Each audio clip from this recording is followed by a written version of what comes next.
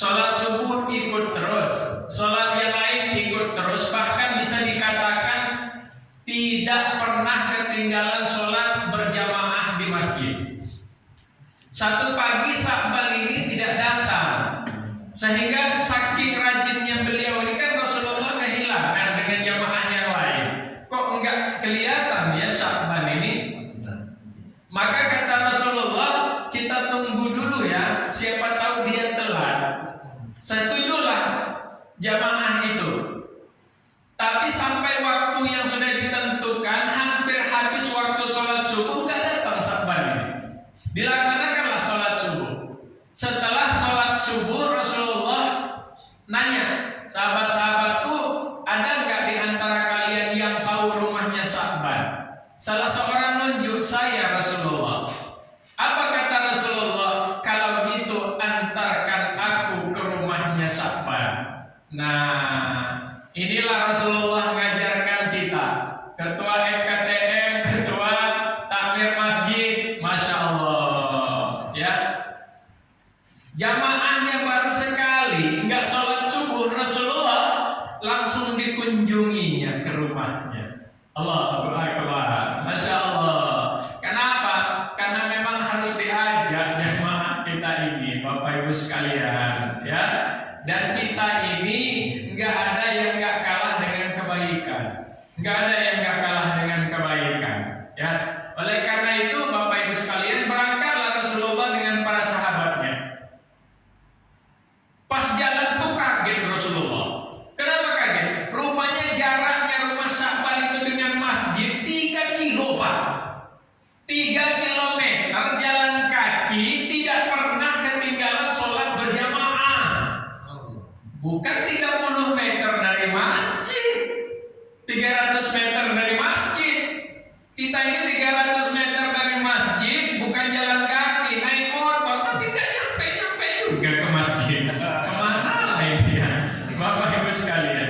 Ini Sya'ban 3 kilometer. Bolak-balik dari masjidnya ke rumah, jarang ketinggalan sholat berjamaah. Masya Allah, Allahu Akbar. Sampai di rumahnya Sya'ban, Rasulullah salam, Assalamualaikum. Dijawablah, suara yang ngejawab itu perempuan. Kemudian keluar di dekat pintu, Waalaikumsalam. Rasulullah kaget, dia Rasulullah datang. Apa kata Rasulullah? Apakah ini rumahnya Sya'ban? Betul Rasulullah. Ada apa tidak Sya'bannya? Kata Rasulullah. Belum dia jawab ada apa tidak, air matanya sudah mengalir dari pipinya. Rasulullah, saya istrinya. Sya'ban sudah meninggal tadi malam dan baru selesai kami makamkan sebelum subuh tadi. Allahu Akbar. Apa kata Rasulullah? Inna lillahi wa inna ilaihi raji'un. Sya'ban ahli surga. Kata Rasulullah. Tapi apa jawaban si istrinya ini? Rasulullah, saya senang kalau Sya'ban ahli surga. Tapi kalau memang dia ahli surga, kenapa pada saat dia sakaratul maut semalam dia bergumam 3 kali? Apa gumamannya kata Rasulullah? Gumaman Sya'ban yang pertama, wahai Allah, kenapa tidak lebih jauh? Wahai Allah, kenapa tidak yang baru? Wahai Allah, kenapa tidak semuanya? Allahu Akbar. Itu kata Rasulullah, gumaman ahli surga. Perlu kalian ketahui kata Rasulullah, pada saat seseorang itu sakaratul maut, maka di antaranya ditunjukkan oleh Allah perbuatan-perbuatan baik atau buruk yang rutin dia lakukan selama dia hidupnya. Masya Allah, Bapak Ibu ya. Maka ditunjukkan oleh Allah, dia berjalan dari rumahnya ke masjid, dari masjid ke rumahnya, kemudian Allah tunjukkan kepadanya surga yang luar biasa indahnya sebagai balasannya. Bergumamlah Sya'ban, wahai Allah, andai aku tahu sebelumnya, hanya karena bolak-balik dari masjid ke rumah, dari rumah ke masjid hanya 3 kilometer saja bisa memasukkan aku ke dalam surga, kenapa tidak lebih jauh ya Allah? Allahu Akbar, Bapak Ibu, Masya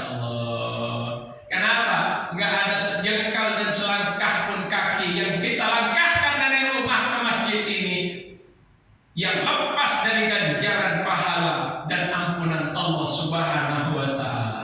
Masya Allah Bapak Ibu sekalian. Gumaman sapaan yang kedua, wahai Allah, kenapa tidak yang baru? Satu pagi sapaan ini mau berangkat subuh, musim dingin.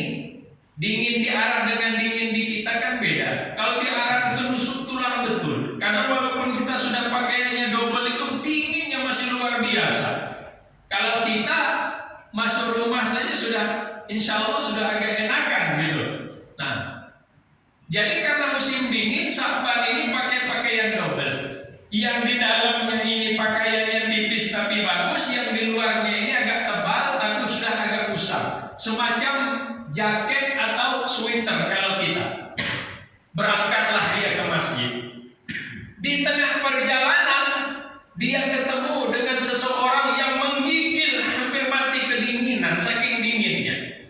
Spontanitas Sa'ban ini melepaskan bajunya yang bagian luar, langsung dipakaikannya kepada orang yang hampir mati kedinginan ini. Tidak terlalu jauh dia berpikir tentang dirinya, tapi spontanitas dia langsung lepaskan bajunya, dipakaikannya kepada orang yang hampir mati kedinginan. Diperlihatkan oleh Allah. Apa kata Sa'ban? Wahai Allah, kalau aku tahu sebelumnya, hanya karena dengan baju bekas bisa memasukkan aku ke dalam surga, kenapa tidak yang baru ya Allah? Allahu Akbar. Gumaman yang ketiga, wahai Allah, kenapa tidak semuanya? Satu pagi Sa'ban ini mau sarapan, Pak. Sarapannya orang Arab kan makan roti campur susu. Kalau kita kan, kalau nggak nasi uduk, lontong. Bukan sarapan pula. Sudah piringnya besar, ucuk-ucuk kayak pusok lebih muatan gitu kan. Makan pagi, bukan sarapan pagi. Nah, ini Sa'ban ini mau makan roti itu. Pada saat dia mau makan roti itu, lewatlah seseorang terhuyung-huyung megang perutnya saking laparnya. Tidak minta Pak orang ini, tidak minta, dia hanya lewat, dilihat oleh Sa'ban ini. Spontanitas Sa'ban memotong rotinya persis betul samanya besarnya punya dia dengan yang akan dikasihkannya dengan orang ini. Kalau kita kira-kira kalau roti kita belah besar yang mana Pak? Besar punya kita kan Pak? Yang kecil yang kita kasih. Ini Sa'ban persis sama besarnya, dikasihkannya dengan orang ini sehingga dia terhindar dari kelaparan. Dimakan orang itu bukan main lahapnya, diperlihatkan oleh Allah kepadanya. Bergumamlah Sa'ban, wahai Allah, kalau aku tahu sebelumnya hanya karena dengan sepotong roti saja bisa memasukkan aku ke dalam surga, kenapa tidak semuanya ya Allah? Allahu Akbar Bapak Ibu. Ternyata Bapak Ibu sekalian, surga bisa diraih dari Allah itu sebenarnya bukan karena jauh dekatnya itu, bukan karena bajunya itu, bukan pula karena roti itu. Apa yang membuatnya? Keikhlasan dalam berbuat. Masya Allah. Yang menggerakkan spontanitas kita berbuat itu adalah keikhlasan, Pak. Gak banyak mikir. Kita ini ada orang minta sedekah aja mikirnya 3-4 kali. Mau yang kasih mana ini? Yang kecil, yang besar, yang setengah